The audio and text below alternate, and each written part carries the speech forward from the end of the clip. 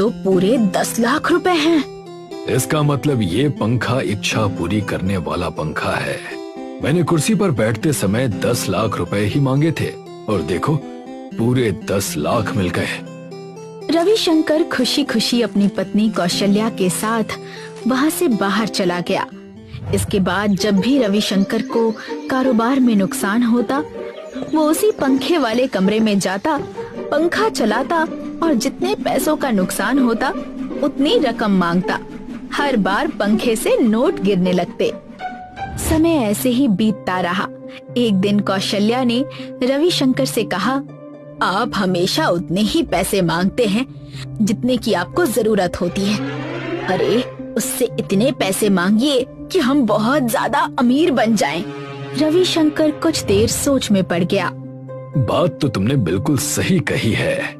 चलो पंखे से कहते हैं कि वो हमें इकट्ठे 10 करोड़ रुपए दे दे। इतना कहकर रविशंकर अपनी पत्नी कौशल्या के साथ पंखे वाले कमरे की ओर चल पड़ा। रविशंकर ने कमरे में पहुंचते ही पंखा ऑन किया। हमें तुम इकट्ठे 10 करोड़ रुपए दे दो।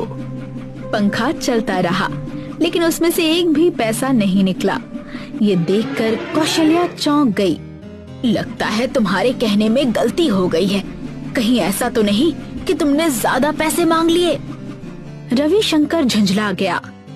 रुको, पहले 1 करोड़ मांग कर देखता हूँ। मुझे 1 करोड़ रुपए दे दो। पंखा चलता रहा लेकिन इस बार भी कुछ नहीं निकला।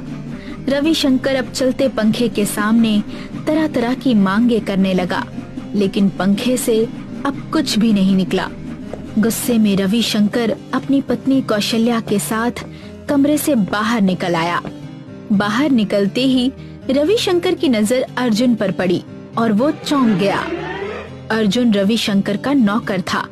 वो एक कमजोर और बहुत ही गरीब व्यक्ति था जो हवेली में साफ सफाई करके अपनी और अपनी पत्नी गौरी का पेट पालता था। तू यहाँ क्या कर रहा है? तुझे मना किया था ना कि हवेली के इस हिस्से में मत आना। आपने ही कहा था कि पूरी हवेली में पोछा लगाना है। पोछा लगाते लगाते यहाँ तक आ गया। रविशंकर चुपचाप अपनी पत्नी कौशल्या के साथ वहाँ से चला गया। उस दिन के बाद रविशंकर जब भी पंखे से कुछ मांगता, पंखा कुछ नहीं देता। यहाँ तक कि जरूरत पड़ने पर भी जादुई पंखे ने रविशंकर को पैसे देना बंद कर दिया। एक दिन गुस्से में आकर